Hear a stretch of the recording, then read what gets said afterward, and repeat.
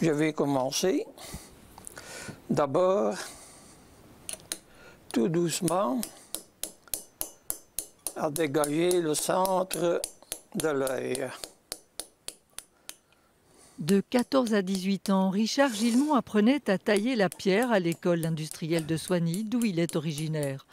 Il n'a plus jamais cessé, toute une carrière à tailler, sculpter, utile ou décoratif. Il fait plaisir et se fait plaisir aussi. Voilà pourquoi, 20 ans après la retraite, il continue tenter plus. J'ai commencé en 51 et on est en 2021. C'est repassé et puis il y a eu le confinement. Bon, c'est pas l'heureux, mais moi je n'ai pas été confiné du tout. J'ai eu mon atelier à peu près tous les jours.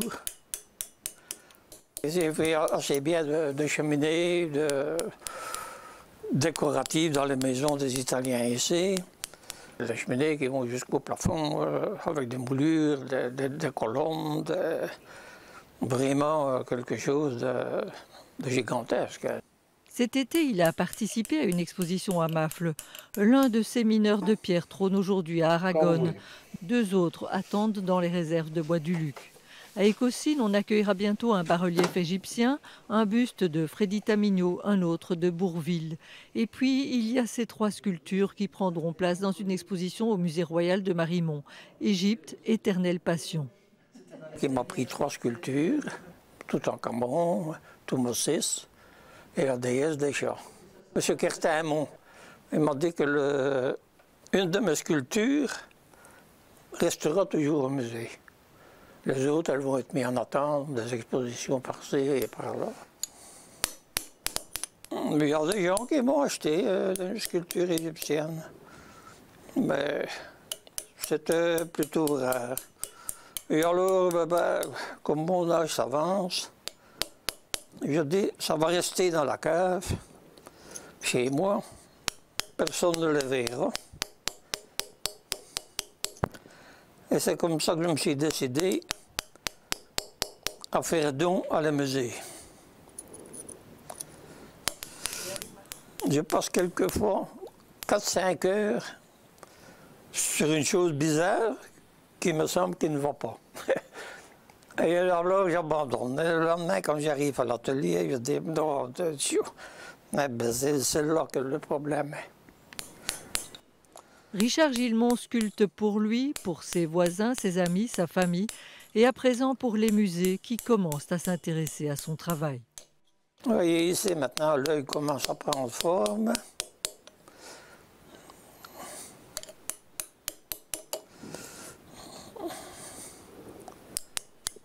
Il faut y aller tout doucement.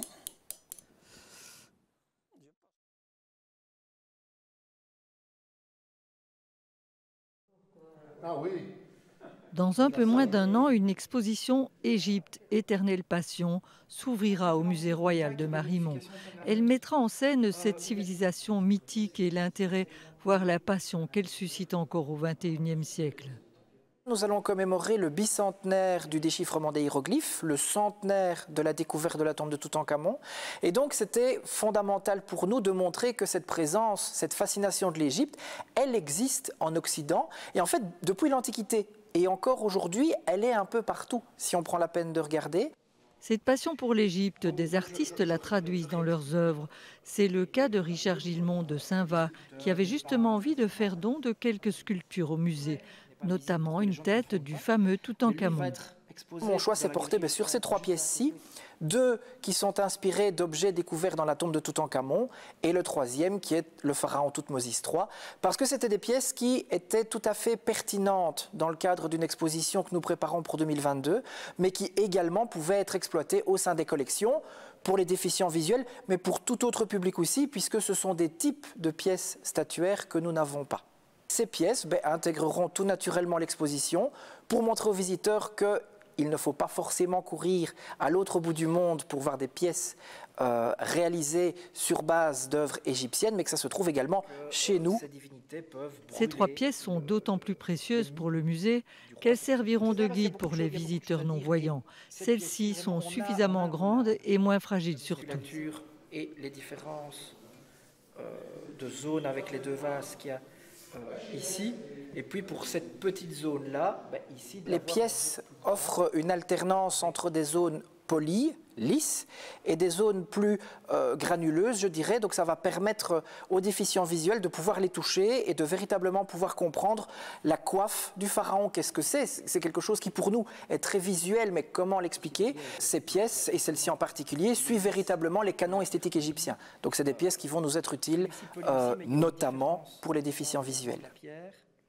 Les 3 œuvres de Gilmont seront présentées différemment, bien sûr. En outre, d'autres artistes contemporains passionnés d'Égypte seront également à l'honneur dans la future exposition, au milieu des nombreuses pièces authentiques et d'origine que possède le musée de Marimont.